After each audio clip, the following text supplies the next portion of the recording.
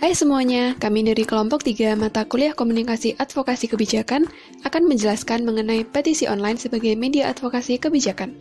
Di sini kami menggunakan studi kasus pada Change.org Indonesia.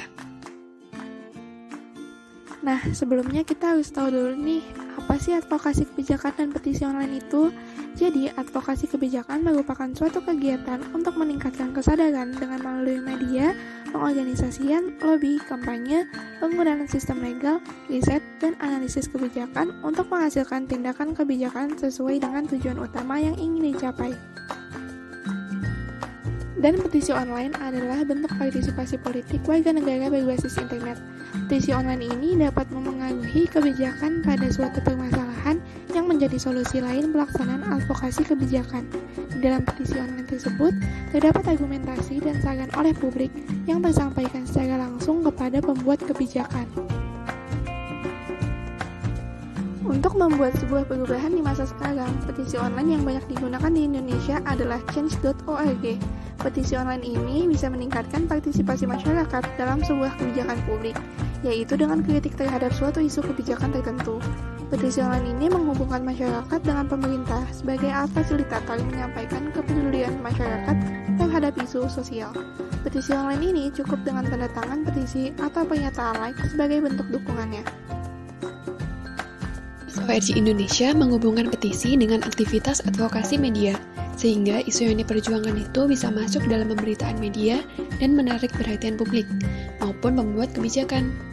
Nah, untuk meningkatkan keberhasilannya, dibutuhkan penggalangan dukungan melalui media sosial maupun diskusi publik.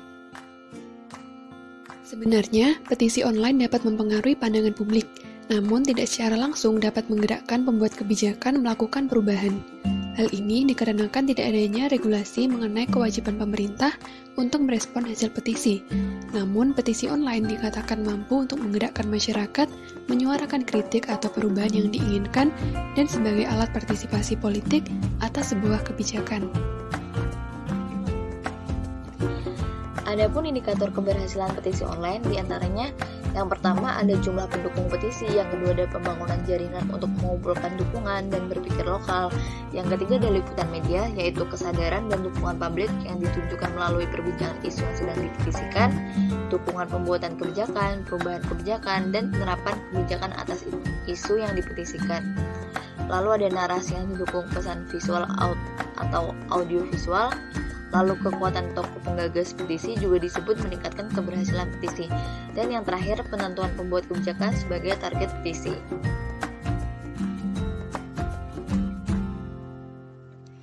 Dalam sebuah petisi online tentu ditemukan berbagai hambatan. Di antaranya, yang pertama, jumlah pendukung yang tidak menjamin keberhasilannya. Kegiatan lain untuk mengumpulkan dukungan melalui berbagai strategi. Lalu ada respon yang kurang baik dari target petisi atas petisi yang diajukan. Lalu tidak adanya hukum yang mengatur mengenai petisi online. Dan tidak adanya kewajiban bagi pemerintah Indonesia untuk merespon hasil petisi. Berbeda dengan negara lain seperti Amerika Serikat atau Korea Selatan. Implikasi dari petisi online ini, yang pertama menggunakan strategi tekanan publik atau menggunakan people power sehingga tercapai suatu tujuan petisi. Yang kedua, dapat diukur melalui jumlah kemenangan petisi pada Change.org. Yang ketiga ada hasil keputusan pemerintah atau presiden terkait kebijakan yang diprotes. Dan yang terakhir, seberapa intensif kampanye yang dilakukan oleh pihak penggagas petisi. Implikasi petisi online dari hasil dukungan anggota Change.org memberikan pengertian bahwa tekanan publik berimplikasi terhadap advokasi kebijakan publik, sehingga situs Change.org Indonesia adalah media advokasi kebijakan yang efektif digunakan masyarakat dalam menyampaikan aspirasi pada suatu kebijakan. Implikasi yang diperoleh dari platform petisi online ini dapat menggambarkan kegunaan media sosial sebagai media baru untuk memfasilitasi komunikasi secara lanjut sehingga menciptakan situasi yang kolaboratif. Gimana sih tahapan aktivitas dalam advokasi kebijakan melalui petisi online? Ada 6 tahapan, yaitu identifikasi isu kebijakan, strategi advokasi pada isu kebijakan, pembangunan koalisi, mobilisasi pendukung, proses lobby, dan perilisan laporan.